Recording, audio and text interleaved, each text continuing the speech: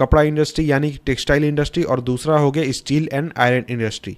तो इन दोनों के जरिए हम पूरे चैप्टर को समझने की कोशिश करेंगे या फिर पूरे सिचुएशन को समझने की कोशिश करेंगे कि आखिर जो ब्रिटिश रूल था उसका इंडिया के आर्टिस्ट लोगों के ऊपर क्या, कारीगर लोगों के ऊपर क्या असर हुआ, या फिर बिजनेसेस जो थे उस पर क्या असर हुआ। तो देखिए यहाँ पर यही कहा गया है कि ये जो चैप्टर है ये हमें बताता है कि जो क्राफ्ट और दूसरे इंडस्ट्रीज है इंडिया के, उसका उनके ऊपर क्या असर हुआ ब्रिटिश रूल का। और यहाँ पर दो इंडस्ट्रीज़ के ऊपर हम मेनली फोकस करेंगे, टेक्सटाइल और आयरन स्टील के इंडस्ट्री के ऊपर। और देखिए यहाँ पर इन दोनों इंडस्ट्री को इसलिए हम ले रहे हैं क्योंकि ये दोनों इंडस्ट्री जो थे ये पूरी दुनिया के लिए काफ़ी इंपॉर्टेंट थे, क्योंकि ये ऐसी इंडस्ट्री थे जहाँ पर सबसे पहले इंडस्ट्रियल रिवॉल्यूशन आया था। और जो मैकेनाइज्ड प्रोडक्शन था कॉटन का, उसकी वजह से जो ब्रिटेन था वो आगे चलकर सबसे बड़ा इंडस्ट्रियल नेशन बन चुका था 19th सेंचुरी में। और इसके बाद आयरन और स्टील इंडस्ट्री में उसके बाद ये इंडस्ट्रियल रिवॉल्यूशन आया था। और इन दोनों में इंडस्ट्रियल रिवॉल्यूशन आने के बाद जो ब्रिटेन था वो पूरी दुनिया का कारखाना कहलाने लगा था, यानी वर्कशॉप कहलाने लगा था। तो देखिए जो इंडस्ट्रियलाइजेशन था ब्रिटेन का, वो जो चीज़ है इंडस्ट्रियलाइजेशन, ये इंडिया के साथ काफ़ी ज़्यादा जुड़ी हुई है। क्योंकि जो इंडिया था उसमें हमने देखा कि जो ईस्ट इंडिया कंपनी थी जब इंडिया में आई थी, यहाँ पर जो वो ट्रेड कर रही थी, ट्रेड में उसको काफ़ी ज़्यादा मुनाफा हो रहा था। और इस मुनाफे की वजह से ही जो ईस्ट इंडिया कंपनी थी वो शुरुआत में चाह रही थी कि यहाँ के जो राजा हैं वो उसकी मर्जी से काम करें, और अपने मुनाफे को बनाए रखने के लिए या फिर बढ़ाने के लिए जो ईस्ट इंडिया कंपनी थी वो शुरुआत में बहुत सारे युद्ध भी लड़ रही थी या फिर बहुत ही इलाकों को कैप्चर भी कर रही थी। तो इसलिए हम अगर देखें तो सबसे मेन मोटिव जो ईस्ट इंडिया कंपनी का था वो था इंडिया से ज़्यादा से ज़्यादा प्रॉफिट कमाना। और इस वजह से वो इंडिया में बहुत सारे इलाकों को उसने कैप्चर भी किया था। बहुत सारे उसने पॉलिटिकल डिसीजन भी लिए थे इंडिया में। और देखिए शुरुआत में अगर हम देखें बिजनेस को, तो शुरुआत में यानी लेट 18th सेंचुरी तक जो ईस्ट इंडिया कंपनी थी वो इंडिया से सामानों को खरीदती थी और उनको इंग्लैंड या फिर यूरोप में ले जाकर बेचती थी, और इससे उसको बहुत ही ज़्यादा प्रॉफिट हुआ करता था। और जैसे जैसे इंडस्ट्रियल प्रोडक्शन बढ़ने लगा ब्रिटेन में, उसके बाद जो ब्रिटिश इंडस्ट्रियलिस्ट थे यानी जो ब्रिटिश व्यापारी थे वो इंडिया को अब मार्केट के रूप में देखने लगे। यानी पहले जो चला करता था कि इंडिया से जाता था ब्रिटेन, अब ये चीज़ ठीक पहले होता था इंडिया से ब्रिटेन सामान जाता था, लेकिन अब होने लगा कि ब्रिटेन में सामान बनने लगा और वो इंडिया में आकर बिकने लगा। तो ये चीज़ पूरा उल्टा हो गया।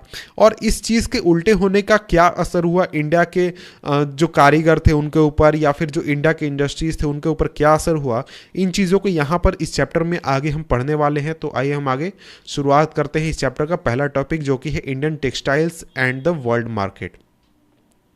तो सबसे पहले यहाँ पर इस टॉपिक में हम ये जानेंगे कि जो इंडियन टेक्सटाइल्स थे वो किस क्वालिटी के थे, या फिर पूरे वर्ल्ड मार्केट में उनका कैसा वैल्यूएशन था, कैसी उनकी इज्जत थी। इन चीज़ को यहाँ पर हम देखने वाले हैं। तो देखिए जो 1750 के आसपास अगर हम देखें, ब्रिटिश जो थे उनके बंगाल के कंक्वेस्ट के पहले जो इंडिया था वो पूरी दुनिया का लार्जेस्ट प्रोड्यूसर था कॉटन टेक्सटाइल का। और जो इंडियन टेक्सटाइल थे उनको काफ़ी ज़्यादा वैल्यू किया जाता था, या फिर उनका जो क्वालिटी है वो काफ़ी मशहूर था कि जो इंडिया का सामान है वो पूरी दुनिया में बहुत ही अच्छा है, सबसे बेस्ट है। इस तरीके के लोगों का विश्वास था। विश्वास क्या था, वो रियलिटी में उतना अच्छा हुआ करता था।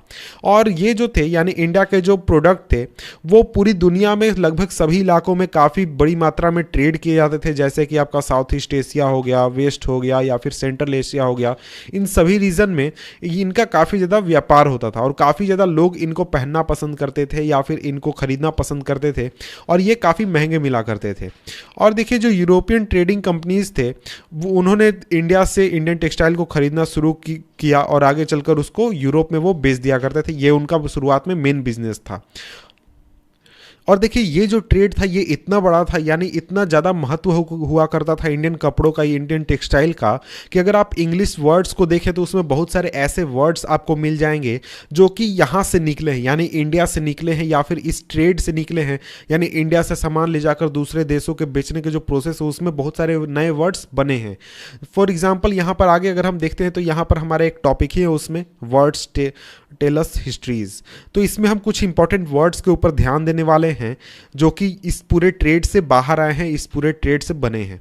तो देखिए, सबसे पहले अगर बात करें तो यूरोपियन ट्रेडर्स जो थे वो सबसे पहले जो फाइन कॉटन था, यानी जो बहुत ही अच्छी क्वालिटी का कॉटन था जिसको कि हम मसलन के नाम से जानते हैं या फिर मलमल के नाम से जानते हैं, तो ये जो था इसको सबसे पहले यूरोपियन ने अरब मर्चेंट्स के पास देखा था मोसूल में, और वहीं से ये नया वर्ड आया जिसको कि मसलिन या फिर मसलन कहा जाता है। और इसी तरीके से जब पुर्तगीज पहली बार आए थे इंडिया में स्पाइसेस की तलाश में, तो वो आकर रुके थे केरला के कालीकट में, और यहाँ पर वो उतरे थे और यहाँ से उन्होंने स्पाइसेस के साथ साथ कॉटन टेक्सटाइल भी खरीदे थे और इसको वापस वे यूरोप लेकर गए थे। और ये जो टेक्सटाइल थे ये इतनी ज़्यादा फेमस हुए या फिर इनको इतना ज़्यादा पसंद किया जाने लगा कि इसको आगे चलकर कैलिको कहा जाने लगा, और जो कैलिको है वो आगे चलकर एक जनरल वर्ड बन गया, जनरल नाम बन गया कॉटन टेक्सटाइल के लिए। तो आप समझ सकते हैं कि इंडियन कपड़े या फिर इंडियन जो टेक्सटाइल था वो कितना ज़्यादा इंपॉर्टेंट था या फिर कितना ज़्यादा फेमस था। इसके अलावा भी बहुत सारे ऐसे वर्ड्स हैं जो कि दिखाते हैं कि इंडियन टेक्सटाइल जो थे वो वेस्टर्न मार्केट में कितने ज़्यादा पॉपुलर थे। सभी वर्ड्स की यहाँ पर बात नहीं की गई है। तो इसके आगे देखिए, अगर आप फिगर 3 देखें, यानी जो नेक्स्ट यहाँ पर पेज में फिगर है, इसको मैं आपको दिखा देता हूँ। इस फिगर की यहाँ पर बात की गई है। इस फिगर को अगर आप देखते हैं तो इसमें आप देखेंगे कि एक तरीके का ऑर्डर बुक है जिसमें कि जो इंग्लिश ईस्ट इंडिया कंपनी है उसने अपने रिप्रेजेंटेटिव के पास भेजा है कलकत्ता में 1730 में। और ये जो ऑर्डर बुक है इसमें 5,89,589,000 पीसेज ऑफ क्लॉथ की बात की गई है। और इस बुक को अगर आप देखते हैं तो उसमें आप देखेंगे कि 98 वेराइटीज़ के कॉटन और सिल्क क्लॉथ की बात यहाँ पर की गई है। और ये जो कपड़े होते थे इनको इंग्लैंड में या फिर यूरोपियन मार्केट में या जो फिर जो ट्रेड का जो पूरा प्रैक्टिस था उसमें पीस गुड्स के नाम से जाना जाता था। और ये जो कपड़े होते थे एक पीस गुड मतलब 20 यार्ड लंबा और 1 यार्ड चौड़ा, इतनी इसकी साइज़ होती थी। यानी कि इतने साइज़ के 5,89,000 पीसेस चाहिए थे। इस तरीके की बात यहाँ पर ऑर्डर बुक में बताई गई है। तो ये देख सकते हैं, यही है वो ऑर्डर बुक का पन्ना जो कि आप यहाँ पर इमेज में देख रहे हैं। और अगर आप ऊपर इस पूरे लिस्ट को देखेंगे, अगर जिसमें कि 98 तरीके के पीसेस की बात की गई है, तो उसमें से भी बहुत सारे वर्ड्स आपको ऐसे मिल जाएंगे जो कि इंडिया से जनरेट हुए हैं, इंडिया से बाहर निकले हैं, और ये आज काफ़ी ज़्यादा यूज़ किए जाते हैं। जो ट्रेडिंग है या फिर जो टेक्सटाइल का जो पूरा मार्केट है, पूरा बिजनेस, उसमें ये वर्ड काफ़ी फेमस है। जैसे कि आपका चिंड्स हो गया, ये आपका एक इंडियन वर्ड से बाहर निकला, या फिर जो कोसा हो गया ये फिर इंडियन वर्ड से आया है, या फिर बंडाना। तो देखिए, इन वर्ड्स को देखें तो जो आपका चींड्स है ये आपका आया है छींट से, और उसी तरीके से जो कोसा है ये आपका खोसा से आया है, और वही जो आपका बंडाना है ये बंधन से आया है। तो इस तरीके से काफ़ी सारे वर्ड्स हैं जो कि जनरेट हुए हैं इंडिया से, और ये काफ़ी ज़्यादा इतने ज़्यादा पॉपुलर हुए या फिर इनको इतना ज़्यादा पसंद वहाँ पर किया जाने लगा कि ये आगे चलकर उसी तरीके से इनका नाम भी रख दिया गया। तो देखिए, जो चीन्स होता था वो किस तरीके का कपड़ा था, या फिर जो बंडाना किस तरीके का कपड़ा होता था, ये सभी चीज़ें आप यहाँ पर देख सकते हैं, चाहे तो पढ़ सकते हैं, उसकी उतनी ज़्यादा ज़रूरत नहीं है। तो देखिए, यहाँ पर एक चीज़ मेन बताया गया कि ये इतने ज़्यादा पॉपुलर थे, इंडियन कपड़े इंग्लैंड में या फिर यूरोप में इतने ज़्यादा पॉपुलर थे कि जो अमीर लोग इंग्लैंड या यूरोप के हुआ करते थे वो इन कपड़ों को पहनते थे। यहाँ तक कि जो महारानी थी इंग्लैंड की, वो भी इंडियन फैब्रिक के ही कपड़ों को पहनती थी। तो इस तरीके से आप समझ सकते हैं कि जो इंडियन टेक्सटाइल था उसका कितना अच्छा स्थान था या फिर कितना वो वैल्यूएबल था पूरे वर्ल्ड में। तो देखिए, यहाँ पर आगे अगर देखते हैं तो आगे यहाँ पर बताया गया है कि ये जो ऑर्डर बुक था उसमें और भी तरीके के क्लॉथ्स की बात की गई थी, और इसमें एक तरीके से स्पेसिफाई किया गया था कि कहाँ से कौन कपड़ा लेना है। जैसे कासिम बाज़ार से लेना है, पटना से लेना है, कलकत्ता से लेना है, उड़ीसा से लेना है, इस तरीके से स्पेसिफाई किया गया था। और ये जो यूज़ है इस तरीके के वर्ड्स का कि यहाँ से ये कपड़ा लेना है, ये कपड़ा लेना है, इस तरीके से ये चीज़ दिखाता है कि जो इंडियन टेक्सटाइल था वो कितना ज़्यादा पॉपुलर था ब्रिटेन में या फिर यूरोप के दूसरे शहरों में या फिर यूरोप के दूसरे देशों में।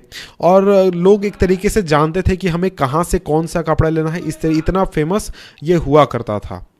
तो इसके बाद अगर हम आगे बढ़ें तो आगे इसी में हमारा आ जाता है नेक्स्ट टॉपिक, जो कि है Indian textiles in European market. यानी कि जो इंडियन टेक्सटाइल था उसको यूरोपियन मार्केट में क्या प्रभाव हुआ, वहाँ भी तो बिजनेस चल रहे थे, वहाँ भी लोग कपड़े बनाया करते थे, उस पर इसका क्या असर हुआ, इस चीज़ को थोड़ा सा हम देख लेते हैं। अगर हम अर्ली 18th सेंचुरी की बात करें तो उस समय में इंडियन टेक्सटाइल इतना ज़्यादा पॉपुलर था ब्रिटेन में और यूरोप में कि जो वहाँ के कपड़े बनाने वाले लोग थे या फिर जो टेक्सटाइल मैन्युफैक्चरर थे वो इस चीज़ से इतना ज़्यादा परेशान होने लगे कि वो इसका प्रोटेस्ट करने लगे कि जो इम्पोर्ट है इंडिया से, इम्पोर्ट को बंद किया जाए, बाहर के कपड़ों को नहीं लाया जाए और जो हमारे ब्रिटेन के बिजनेस है उनको बचाया जाए। तो इस चीज़ को देखते हुए 1720 में जो ब्रिटिश गवर्नमेंट थी उसने एक कानून बनाया है जिसमें कि जो चींज था उसका प्रयोग ब्रिटेन में या फिर इंग्लैंड में प्रोहिबिट कर दिया गया, ये बिल्कुल ही रोक दिया गया। और ये जो एक्ट था इसको कहा गया कालिको एक्ट। तो इस तरीके से आप देख सकते हैं कि ये इतना बड़ा बिजनेस था या फिर इतना ज़्यादा पॉपुलर था इंडियन कपड़ा कि सरकार को बैन लगाना पड़ा, सरकार को रोक लगाना पड़ा ताकि वहाँ के जो बिजनेस हैं ब्रिटेन के बिजनेस वो सरवाइव कर सके। और इस समय में जो टेक्सटाइल इंडस्ट्री थी वो इंग्लैंड में डेवलप ही हो रही थी, वो उतने ज़्यादा अच्छी नहीं थी या फिर उतनी अच्छी क्वालिटी के प्रोडक्ट्स वहाँ पर प्रोड्यूस नहीं होते थे। और इसके वजह से जो वहाँ के मैन्युफैक्चर थे वो इंडियन टेक्सटाइल से compete नहीं कर पा रहे थे। तो इस वजह से जो इंग्लिश प्रोड्यूसर थे, कपड़ों के प्रोड्यूसर, वो चाहते थे कि जो ब्रिटेन का मार्केट है उसको सिक्योर कर दिया जाए, वहाँ पर इंडिया से आने वाले कपड़ों को नहीं बेचा जाए, उस पर पाबंदी लगा दी जाए, बैन लगा दिया जाए और सिर्फ ब्रिटेन में जो कपड़े बनते हैं उनको ही वहाँ पर बेचा जाए। और इसकी वजह से जो सरकार थी उसने तय किया कि जो प्रिंटिंग इंडस्ट्री है यानी जो कपड़े की इंडस्ट्री है उसको सपोर्ट किया जाएगा और जो इंडिया से कपड़े हैं उसको बैन कर दिया जाएगा। और इसके बाद जो वहाँ के बिजनेसेस थे या फिर कपड़ों के प्रोड्यूसर थे उन्होंने इंडियन डिज़ाइंस को कॉपी करना शुरू कर दिया और यहाँ के कॉपी को वो छाप छाप कर वहाँ पर बेचा करते थे, या फिर वो यहाँ से इंडिया से अनब्लीच्ड कपड़े ले जाते थे यानी सादे वाइट कपड़े ले जाते थे और उसको वहाँ पर प्रिंट करके वो बेचा करते थे। तो इस तरीके से वो बिजनेसेस किसी तरीके से सरवाइव करने की कोशिश कर रहे थे और खुद को एक तरीके से इंडिया का जो पूरा स्टाइल है या फिर इंडिया का जो कपड़े का तरीका था उसको कॉपी करने की कोशिश कर रहे थे। और देखिए जो इंडिया से कंपटीशन था वो भी एक वजह था जिसकी वजह से जो इंग्लैंड था उसमें टेक्नोलॉजिकल इनोवेशन की ज़रूरत पड़ रही थी कि किस तरीके से हम सस्ते या फिर अच्छे तरीके से हम कपड़े बना सकते हैं। तो इसके बाद 1764 में स्पिनिंग जेनी को इन्वेंट किया गया जॉन के द्वारा और इसकी वजह से जो प्रोडक्टिविटी था ट्रेडिशनल स्पिंडल्स का वो काफ़ी ज़्यादा बढ़ गया। और इसके बाद आगे चलकर स्टीम इंजन को भी इन्वेंट कर लिया गया रिचार्ड आर्कराइट द्वारा 1786 में, जिसकी वजह से जो पूरा कॉटन टेक्सटाइल वीविंग क्लोथिंग ये जो पूरा इंडस्ट्री था ये काफ़ी ज़्यादा रिवोल्यूशनाइज हो गया और इसमें एक तरीके का इंडस्ट्रियलाइजेशन आ गया। और इसकी वजह से जो कपड़े थे वो बहुत ही आसानी से बहुत ही सस्ते दामों पर बहुत ही ज़्यादा क्वान्टिटी में प्रोड्यूस किए जाते थे। लेकिन इनके आने के बावजूद भी जो इंडियन टेक्सटाइल था वो लेट 18th सेंचुरी तक पूरी तरीके से डोमिनेट करते रहा यूरोप में या फिर दूसरे देशों में, दूसरे इलाकों में। और जो यूरोपियन ट्रेडिंग कंपनीज थे जैसे कि डच, फ्रेंच या फिर इंग्लिश, सभी लोग ये जो पूरा बिजनेस था इससे बहुत ही ज़्यादा प्रॉफिट कमा रहे थे। यानी कि जो यहाँ से कपड़े ले जाते थे यूरोप में, ब्रिटेन में, दूसरे इलाकों में बेचते थे और जो कंपनीज थे वो कॉटन और सिल्क टेक्सटाइल को खरीदने के लिए अब पहले शुरुआत में तो वहाँ से सिल्वर इंपोर्ट किया करते थे। लेकिन जैसा कि आप जानते हैं कि जो ईस्ट इंडिया कंपनी थी, इंग्लिश ईस्ट इंडिया कंपनी, उसको बंगाल में काफ़ी ज़्यादा पॉलिटिकल पावर मिल गया था, पूरा राज्य था वो उसके कंट्रोल में आ गया था। तो इसके वजह से अब उसको जो प्रीसियस मेटल था जैसे कि सिल्वर या फिर गोल्ड इंपोर्ट करने की ज़रूरत नहीं पड़ती थी। इसके बदले में वो यहाँ से ही किसानों से या फिर ज़मींदारों से टैक्स लिया करते थे और उसी से सामानों को यहाँ पर खरीद के ब्रिटेन में भेज दिया करते थे। तो इस तरीके से जो इंडिया का जो ऑक्यूपेशन था, मेरा मतलब है इंडिया पर जो कब्जा था अंग्रेजों का, उसने काफ़ी ज़्यादा हेल्प किया ईस्ट इंडिया कंपनी को या फिर ब्रिटिशर्स को अपने बिजनेसेस में प्रॉफिट बढ़ाने के लिए या फिर उसको ज़्यादा से ज़्यादा फ्लरिश करने के लिए।